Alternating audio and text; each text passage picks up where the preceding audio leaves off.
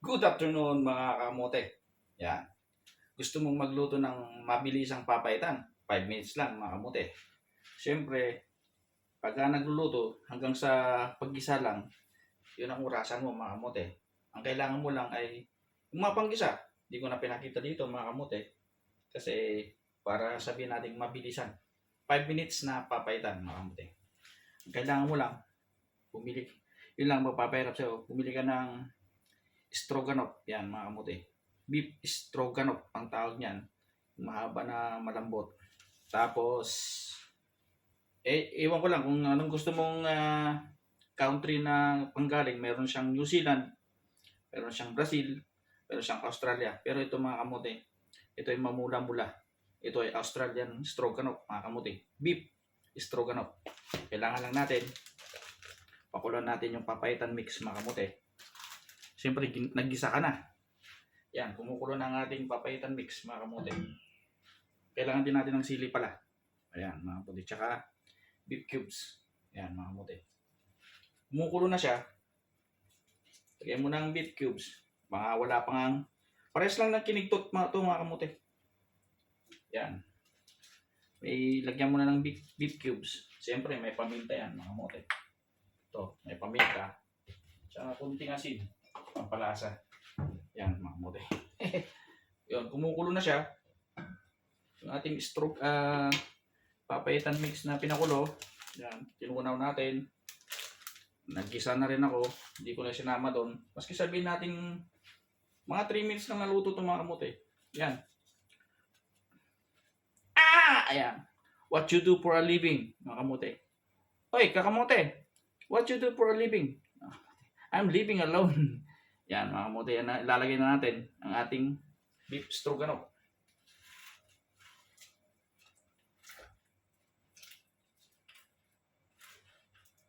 Kasi masyadong pinakuluan ito mga kamote.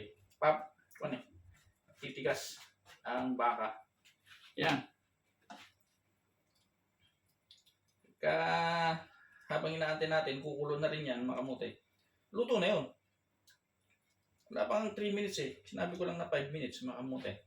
Siyempre, gaya ng dati, lagyan na natin ng pampalasa, paminta, tsaka kunting asin mga kamote. Kasi maalat na rin yung yung ating beef cubes mga kamote. Tsaka yung ating papaitan mix, meron na rin siyang pampalat mga kamote. Ito. Yan, mamasitas papaitan mix. Baka naman, yan. Antayin na lang natin kumulo mga kamote. Maski hindi na kumulo, luto na yan mga kamote kasi kumulo naman na yung papaitan, yung sabaw. Yan. Meron ka ng 5 minutes papaitan na ulam mga kamote. Yung iba, para hindi masira ng mabilis mga kamote, nilalagyan nila ng gapatak na suka. Yan. Bigyan natin ng gapatak na suka para magtagal pa yan. Yun ang advice nila mga kamote. Lagi namang advice ng lola ko yun eh. Yan, gapatak ng suka. Yan. Para hindi siya mapanis ng mabilis mga kamote. Yung dami ka ng mga 10 days. Yan mga kamote. Tayo natin yung sili. Bagong linis pa naman itong Diyos ko. Yan mga kamote.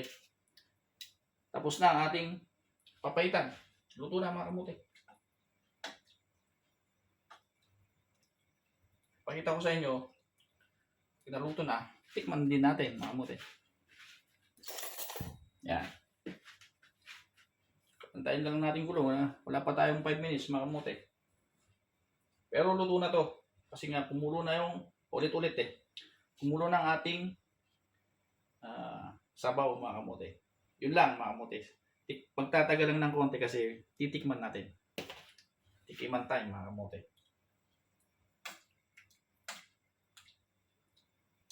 Haluin natin para manot yung lasa.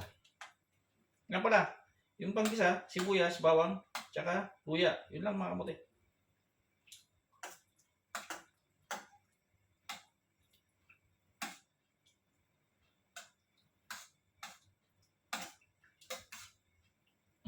tikman na natin para makita nyo na luto na mga kamote.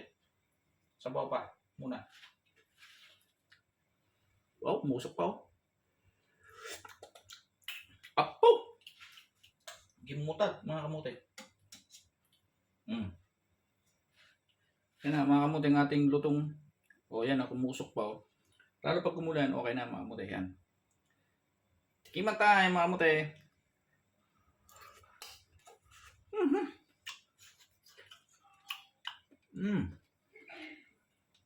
Perfect. Yun mga kamote, kung gusto nyo malambot na papaitan 5 minutes, gano'n lang ang gawin nyo. Yung advice ko na yun, pwede na. Kamote, hindi ka na mag-ande na palambutin pa yung baka para may papaitan ka na malambot mga kamote. Yun lang. Maraming salamat. Please don't forget to like and share ang aming YouTube channel mga kamote. In behalf of my wife, mga kamote, Mrs. Kamote, maraming salamat sa mga members natin. At patuloy kong dito lang sa aking dibdib mga kamote. Maraming salamat. Please don't forget to like and subscribe and share ang aming YouTube channel. Maraming tulong na rin po yan. Kasi may project kami ni Mrs. Kamote na hindi pa namin nagagawa. Maraming salamat and God bless everyone. Bye-bye.